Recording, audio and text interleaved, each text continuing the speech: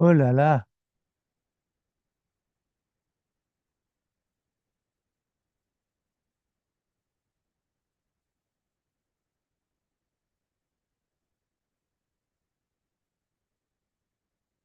Right. We're live. We're live in the country. Are you a city boy or country boy? Hmm? Although I must say, I love my routine. But is the routine being in the city or is the routine being in the country? Is the routine teaching Tanya every day, whether it's in the city or whether it's in the country?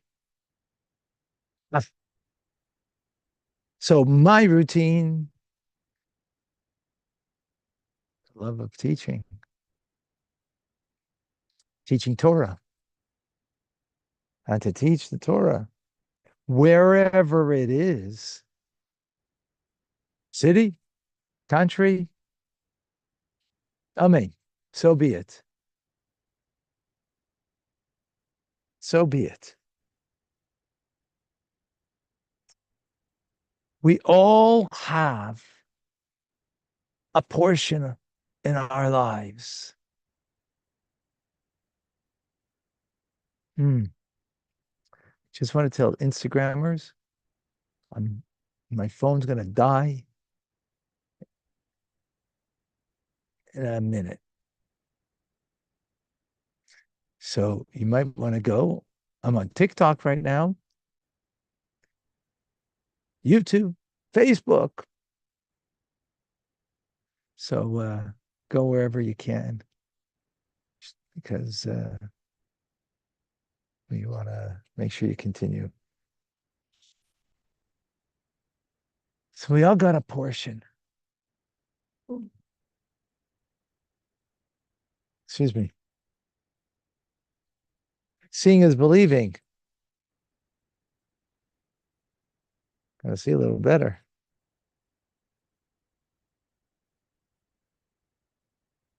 Ah, now I see the world very differently. Very differently.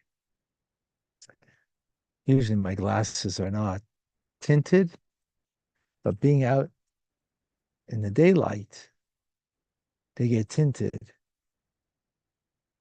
Being outdoors in the country, oh, somewhat fresher air than in the city. You could see more stars at night, lots more bugs, right? A little cooler, but all of those things come and go. There's one thing that stays as the determinant in our lives. Is the Torah mitzvahs that we engage in. That's the determinant. That's the reality. That's what is the staple. That is the stability. And whether you're in the city, whether you're in the country,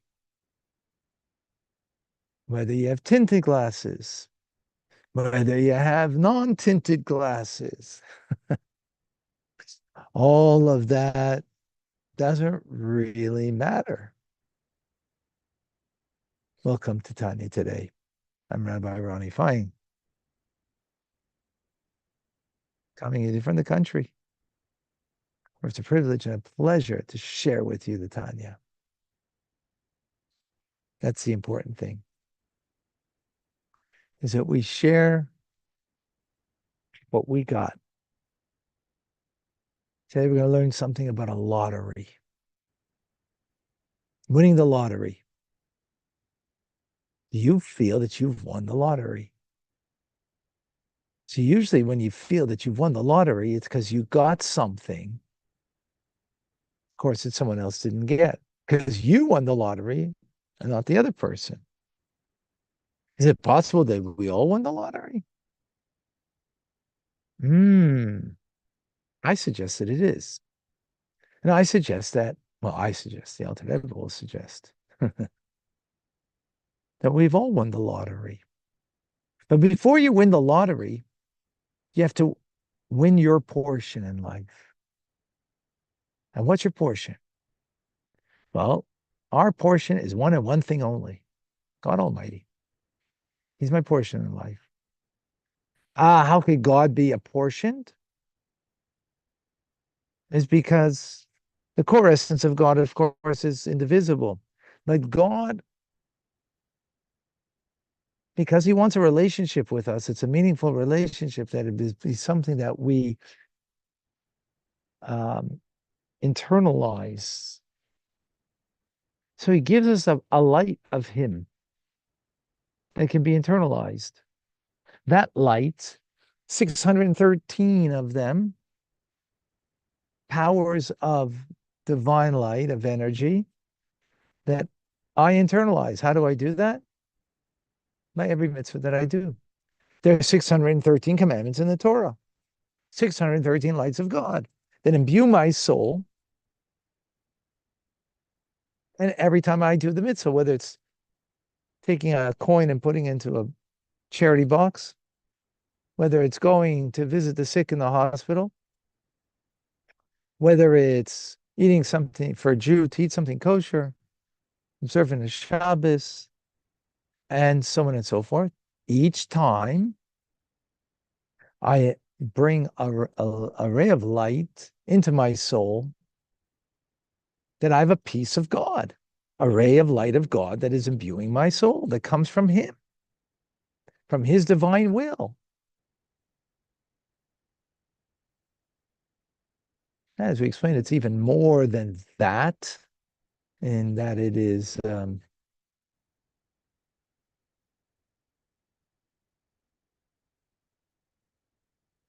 broken down into ad infinitum rays of light up from the divine, of the divine. Now, what's important over here is to appreciate further is that portion in God is equal, because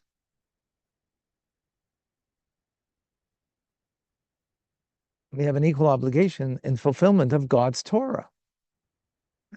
Every Jew has that equal obligation, right? Have that equal obligations. So there's no distinction. We all have equal access to the light of God in our lives. But now there's something more, says yeah. Right? Equal access that will radiate us, right? But then there's something more than equal portion. And that is the lottery that I have that I won. There's a lottery that you have that you won. And this is based on a teachings from the Talmud that a sage asks, with what commandment was your father most careful? Havizai.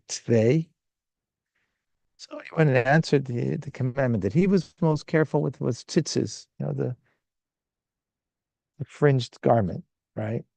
The fringes at the end corner of the garments, the four-cornered garment. So Alter explains. The word was what it most zahir. Zahir means translated as careful, but it also can be translated most luminous. Every mitzvah we do, we have a portion of God that illuminates my soul.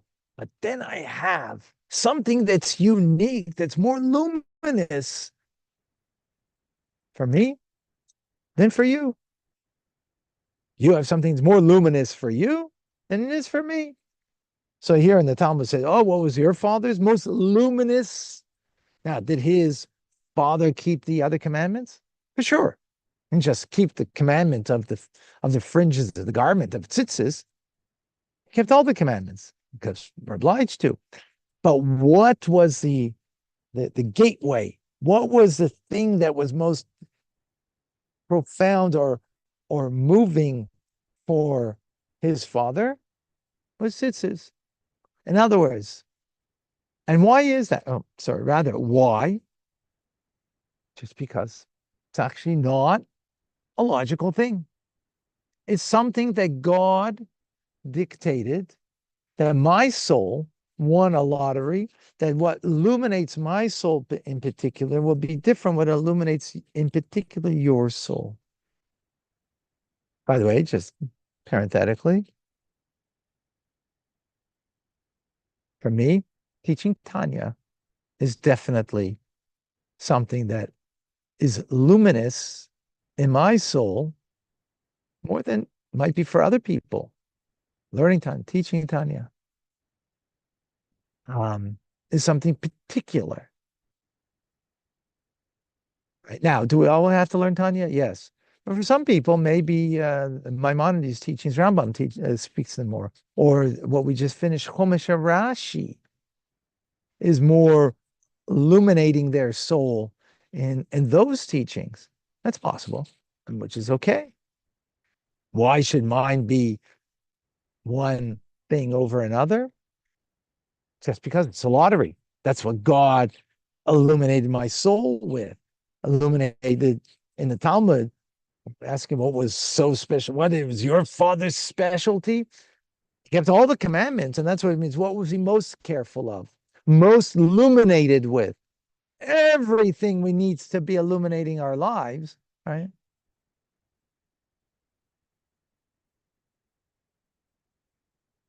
Everything needs to illuminate our lives, but there's certain pathways, certain things that we all.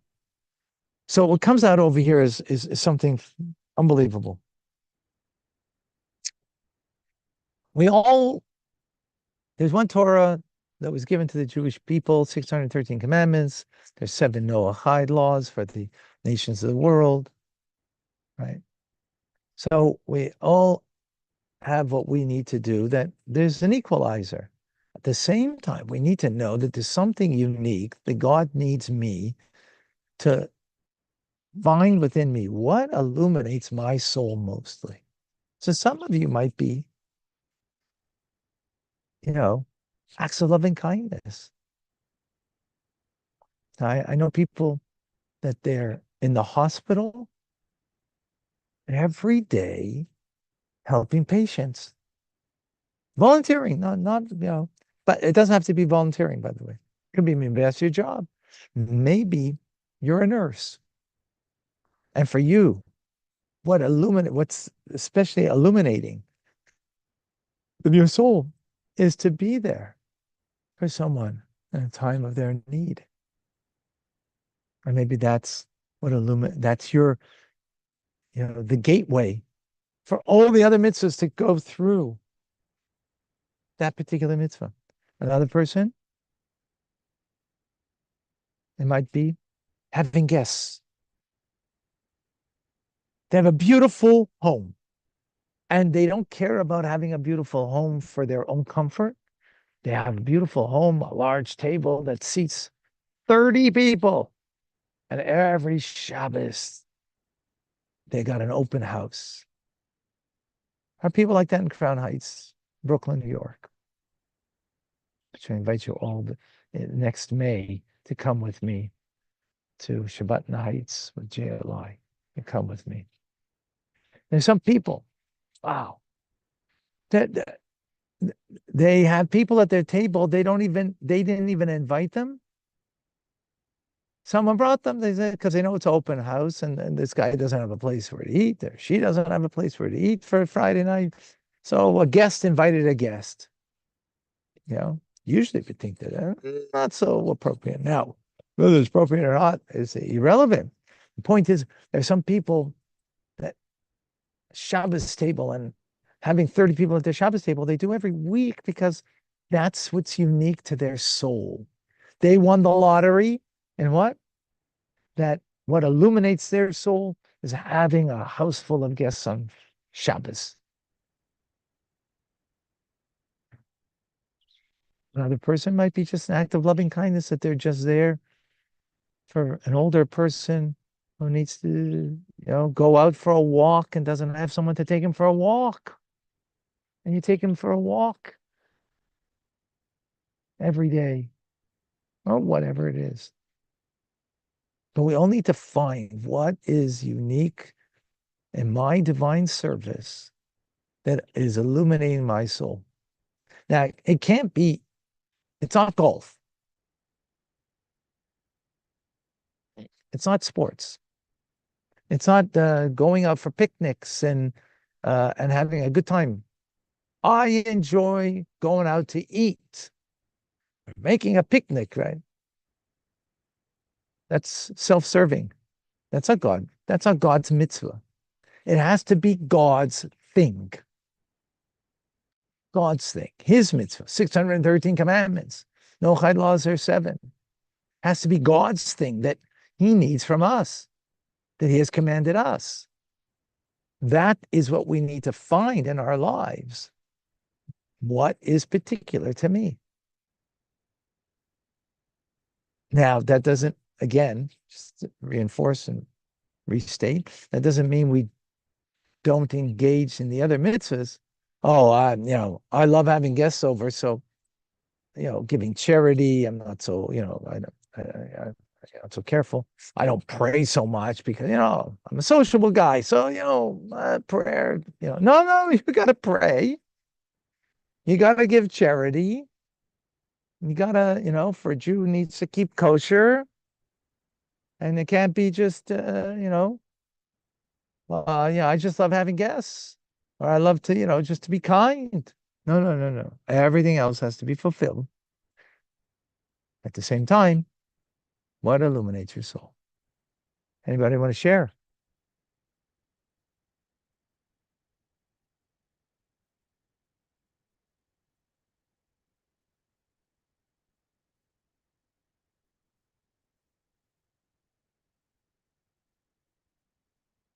I just saw and I just lost comment by somebody.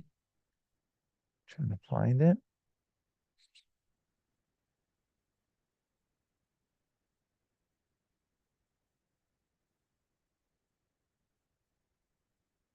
I'm having trouble with the comments over here.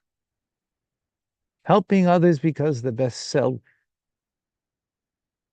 become their best self. Excellent. That's very generic though. But that's good. Charity. Okay.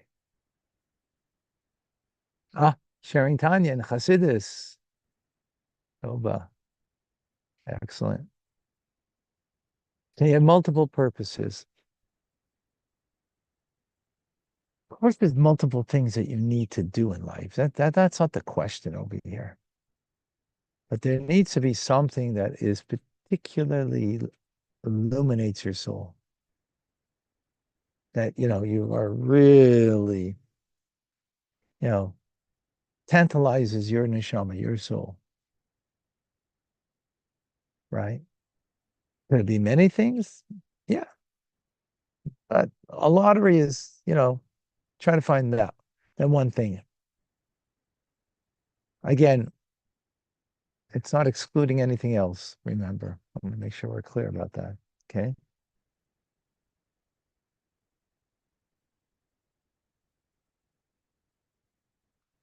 When you helped your father. Okay. So now you got to find the new one. All right, folks. Amazing. Going to do Rambam. And I thank you all.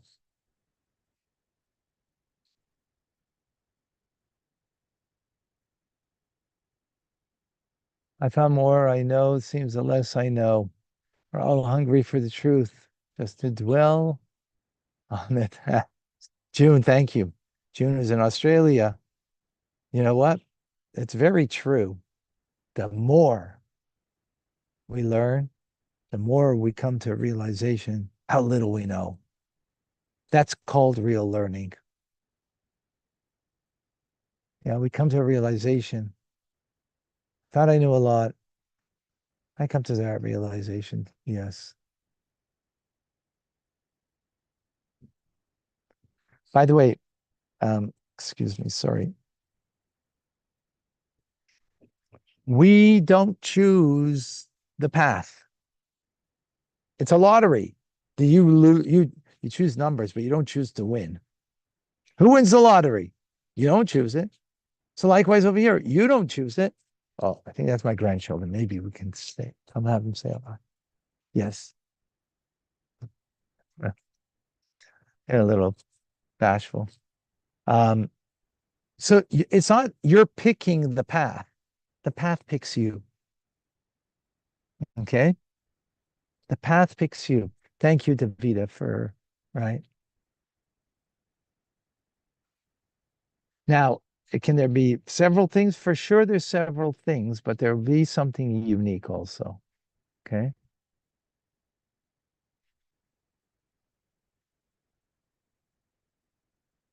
Jeff, having family and friends over for the holidays for Shabbos, that's mine.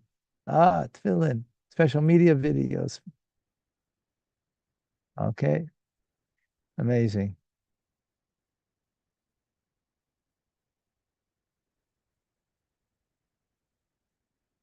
Okay. Thank you all for sharing.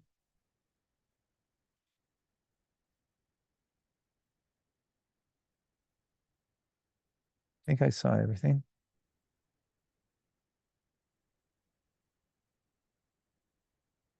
I don't know, Liba, what you mean if you're drawn to something secular. Are we meant to use that for good? Yes, of course. Everything can be used, most everything can be used in the service of God, right? Okay, excellent.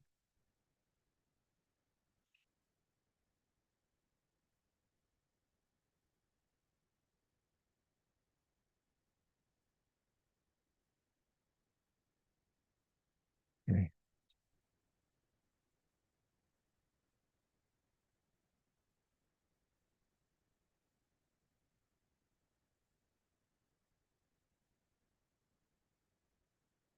All right, folks.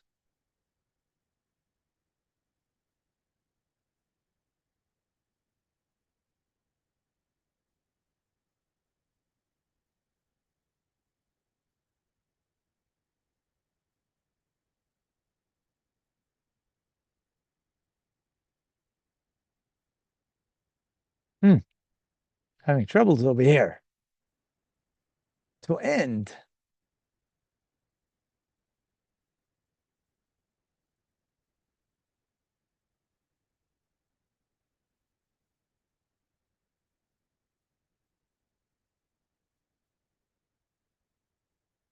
Wow. Looks like it's we ain't stopping. All right, figure it out.